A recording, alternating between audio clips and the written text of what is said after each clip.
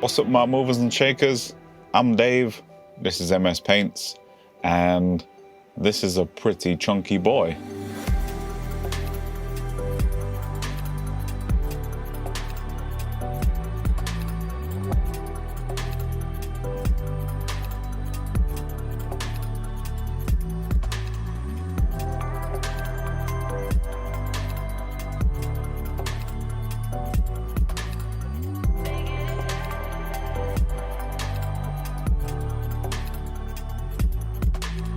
So in this video, I'm gonna kind of do a sequel to what I did in my last one, but this time, instead of using a lot of what some people might describe as cheating for weathering, rust and chipping, this time I'm gonna try and use paints that it's more likely that a casual hobby painter and scenery guy might have lying around. So I'm going to avoid using the airbrush as much as possible, and I'm also going to avoid using any sort of specific effects mediums like chipping medium that I used in my last video.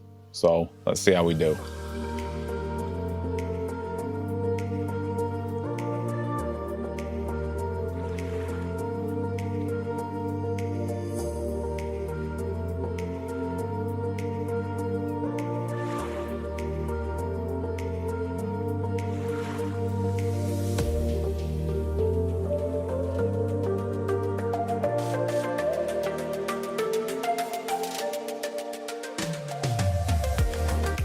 So first up is this Space Wolf grey looking colour from Vallejo, and man oh man, it was kind of like painting with yogurt. Thankfully I went through the airbrush. I can't imagine how many coats this would have taken. Initial airbrush load was just way too thick, hence this kind of horrible speckling effect, which didn't affect the final finish, I might add. And then I significantly thinned it later on, and it had this glossy sort of vibe, which, you know, it still required about 3 coats. It's generally just an unpleasant paint to work with, but the final colour is just this really tonally cool, nice, even grey.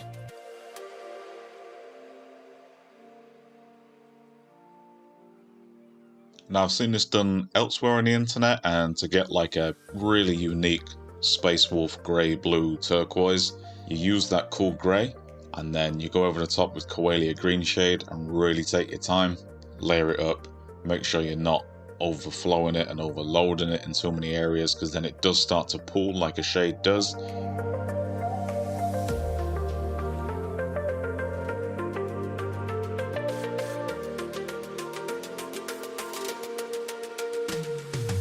So I've come in the next day, and I'm kind of, now that I'm seeing this in a natural light, it's not that great. It works really well on smaller minis, but on larger stuff like this, it just hasn't played out in the same way at all, which I kind of expected. So I'm going to potentially try and pull that back, but then again, I might go for a completely different approach to it. We shall see.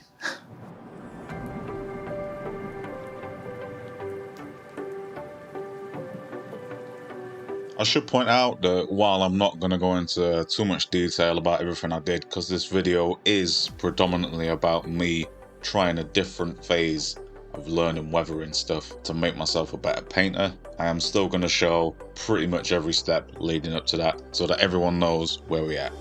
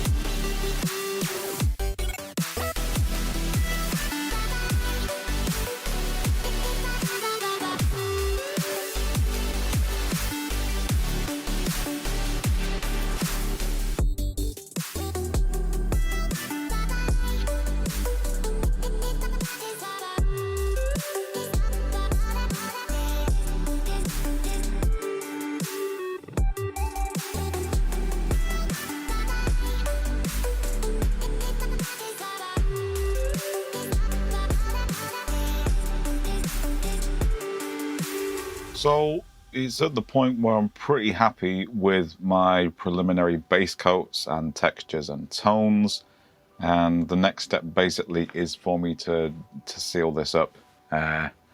just because I'm aware that the main base colour is airbrush paint with a shade airbrushed over the top. I think the more I handle it, it's going to be more subject to smudging and fingerprints and layers coming off with the moisture in my hands, more so than a regular acrylic would. I could be wrong, but I'm not going to risk it.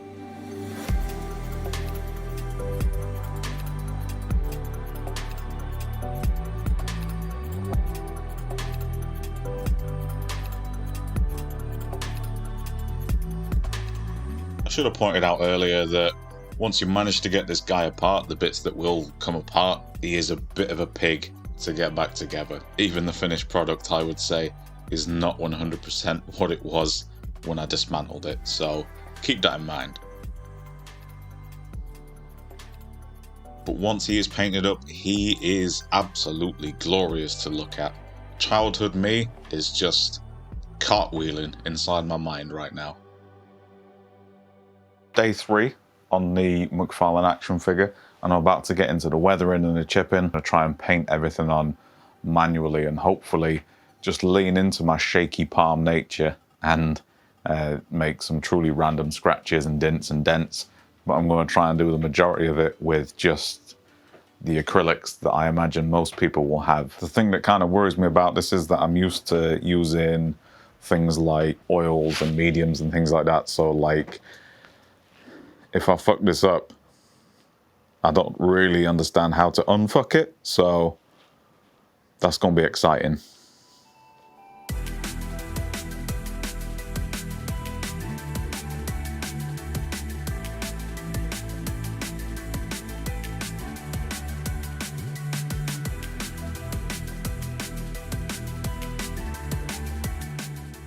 Now, every tutorial I've looked at using this technique so far has told me you've got to be subtle with this sponge effect. And of course, anyone that knows me knows that I went to the Brian Blessed School of Subtlety and I got kicked out for laughing too much, so I ain't gonna do subtle here. Plus I know later on any washes that I put on are really gonna bring this colour back down, so I'm not too bothered at this stage about going over the top with it. Plus it is my first time doing it, so we live and learn. Now in my mind, I was thinking, what happens when your car takes a bump or gets scratched? And basically, the top layer of paint comes off, which reveals the primer underneath. Now the primer underneath in this case, I'm going to treat as that Space Wolf Grey that we primed it in. And then the layer under that is obviously the original colour of the material the car is made of, which in this case I'm going to say it's the dark aluminium colour.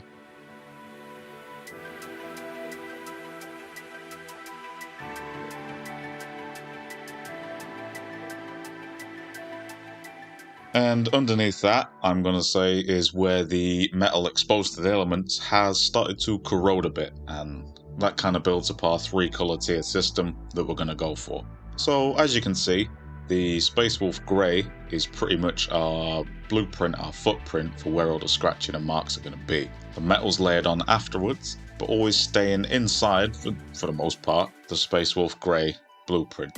And then when it does come to finally put in that little bit of Rhinox hide on there, we're keeping it as close to the edges or the centre of the dents and scratches as possible to imply how deep it is in those parts. So I'm into day 4 now. This is pretty much how I left the model yesterday. Today I need to absolutely just smash through the last of the rust and the chipping, put some enamels on there, probably like an overall wash. I don't want to risk putting an acrylic based wash on there just in case it looks wank and I can't get it off. Enamel I can get off, so let's get to it.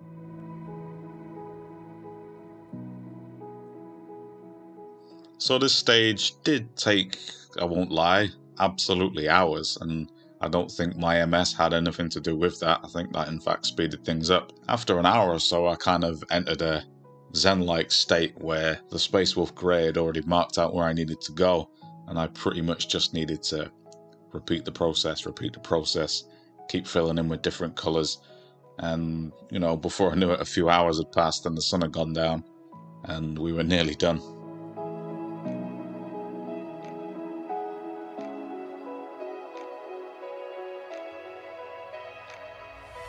So that is all the chipping done. Finally, it wasn't particularly difficult. In fact, the MS kind of helped me along. I could just kind of rotate the model in my hands and then like a lathe or something and just let this guy just do its thing. And this looks okay. It looks fine. Shoulder pads, not so much. I think I still need to work on understanding physics of the impact points, I guess, and damage trajectory, I guess you would call it. But the technique itself has worked fine. I think it's just the placement of the scratches and the dents and the marks. Yeah, I just need more practice. It is the first time I've done it, so pretty fucking chuffed, actually. Nice. Now I'm just gonna wash the bastard and do a base. So I did lose a chunk of footage here that actually shows me taking a lot of the enamel off afterwards, but do refer back to my Ambot tutorial if you want to see this phase done in detail. And it doesn't show up on camera too great, but my enamel wash had gone off, and I don't think the coat of varnish I put on an hour previously had cured properly, and a lot of this model got real sticky, and it was a chore to get the enamel off properly.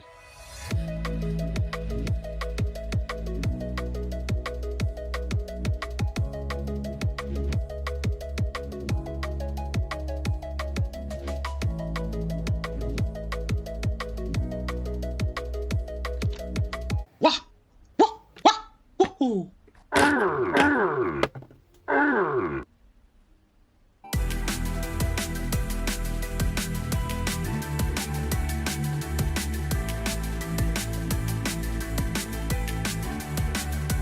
Weathering powders aren't, I would say, essential for this, but they do help in overall, just taking transitions from one colour to another and just blending the guy with a base, making it more grounded, and adding some subtle variation to the static tones you've got for a guy this big.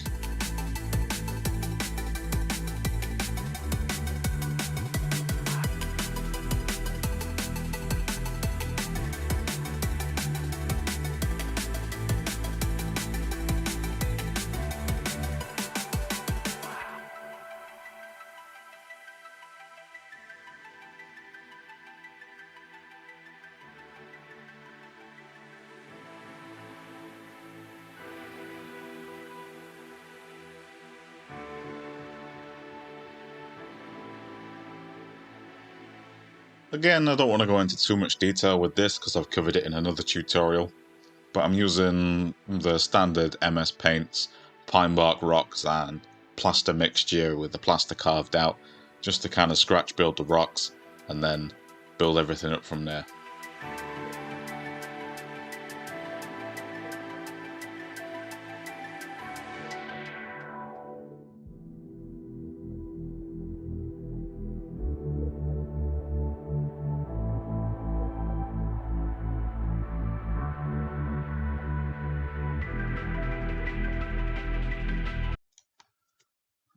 Come on.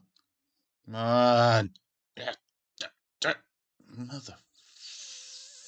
Fuck.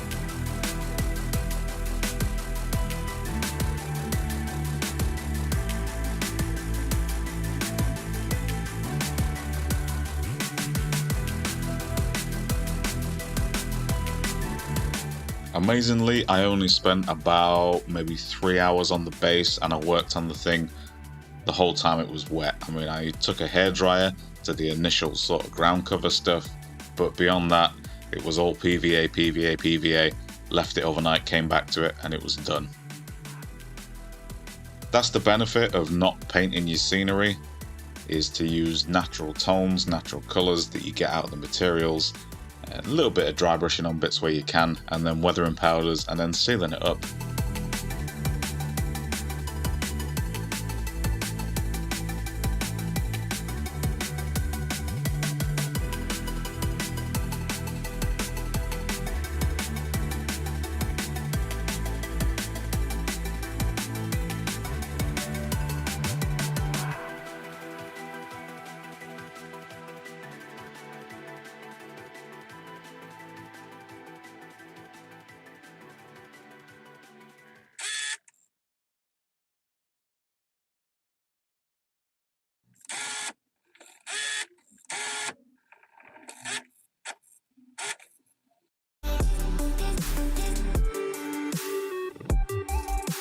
Snowflock, as in snow static grass, very specific there, is the way to go for perfectly natural looking snow. And you can even see the way this falls out of my fingers, it falls like real snow.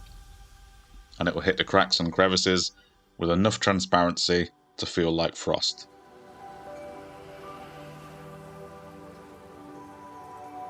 Secret ingredient, don't tell nobody, actual craft shop glitter, so that when you rotate the model, it's got a little bit of sheen and a little bit of shine, just like real frost and snow.